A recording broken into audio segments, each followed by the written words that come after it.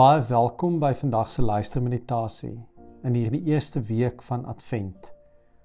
Dit is Woensdag 3 Desember.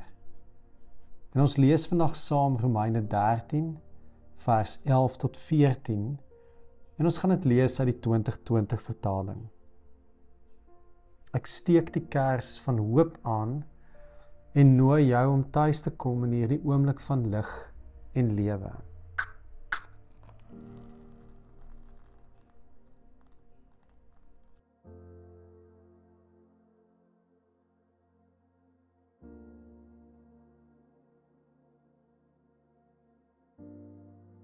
Min woorde is nodig vir Advent. Vir die wat die reis onderneem is oop oë, spits ore en 'n hoopvolle hart al wat nodig is om die ster te volg tot by die koningskind. Hoe glansryk blink die môrester. Hoe helder skyn die lig van ver in donker aardse nagte. O sterheid Jakob, wat ook my met hierdie wonderlig verbly. Ek is u dag te wagte. Christus Jesus, u wat lewe, hoor my lied en hoor my bede. O bestraal my pad met vrede.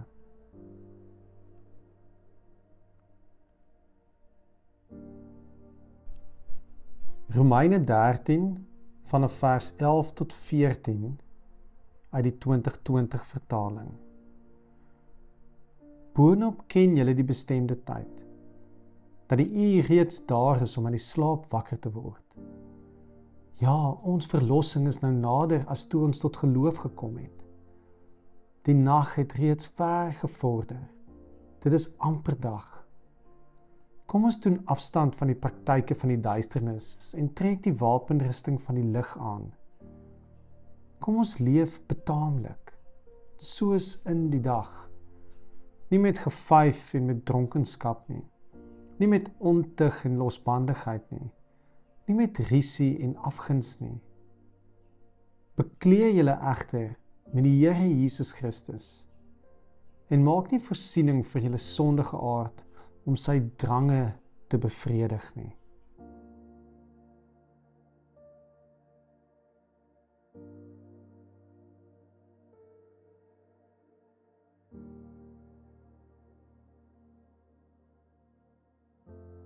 Paulus gee 'n unieke metafoor vir die tydperk tussen die opstanding van Jesus en sy wederkoms. Die beeld wat hy skets is die uur voor opstaantyd. Die nag het ver gevorder en die dag breek amper deur.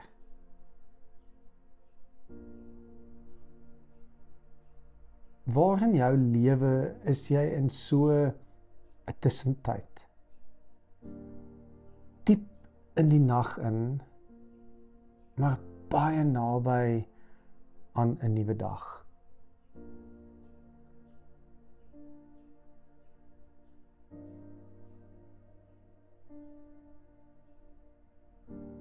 In hierdie uur voor die dag breek, beleef 'n mens dikwels die nag op sy donkerste en op sy koudste.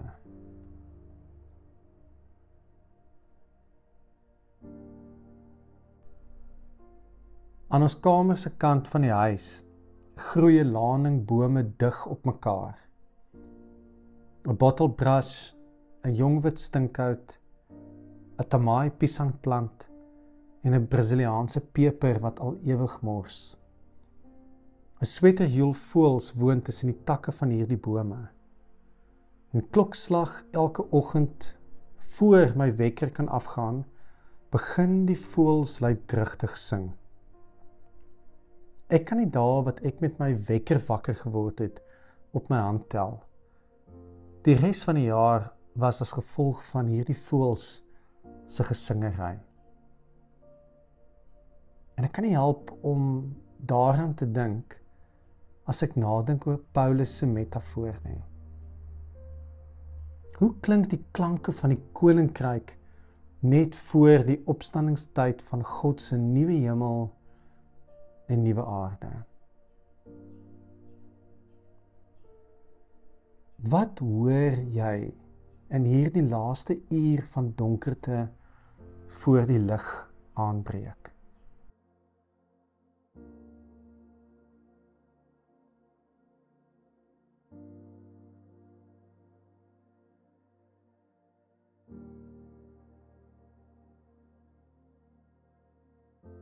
Die aansteek van die Christuskers, die gehuil van 'n baba by die doopwater, die woorde van die nagmaalsformulier, die klingel van glase, die knetter van 'n kampvuur, die bekende groet van 'n jarelange vriend, woorde van vergifnis, die gelag van 'n geliefde, die hardop belydenis van 'n geloofsgemeenskap, die aanhoor van die woord, die sing van die amen. Hierdie tyd van die jaar is 'n mens se lyf dalk traag om uit die bed te kom. Dalk sien jy ook uit na 'n welverdiende tyd van rus.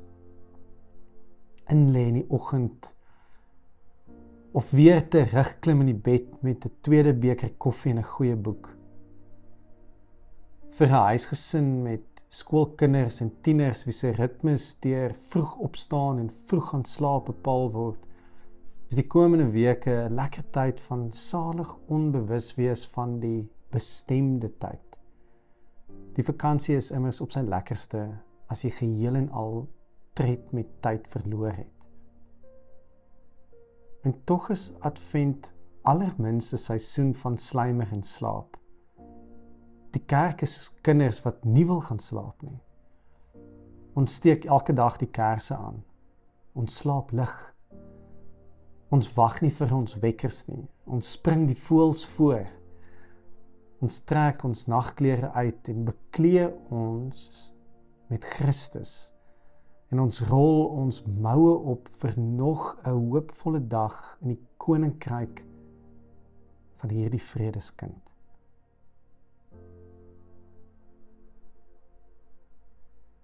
O môrester wat ons verlig, voor wie die nag eens sal moet soog.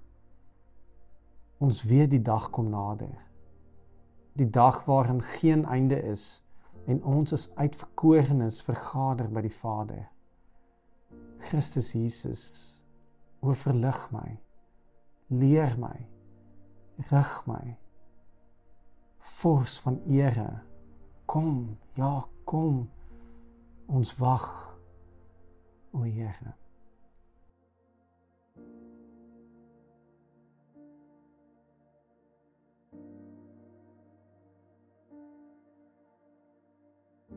Bid saam met my die Onse Vader.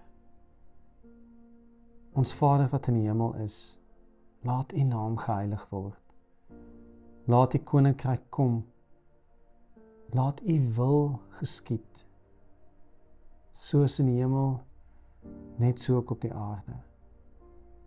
Gee ons vandag ons daaglikse brood en vergeef ons ons oortredings, soos ons ook die vergewe wat teen ons oortree. En laat ons nie in die versoeking kom nie, maar verlos ons van die bose, want aan U behoort die koninkryk en die krag en die heerlikheid tot in ewigheid. Amen.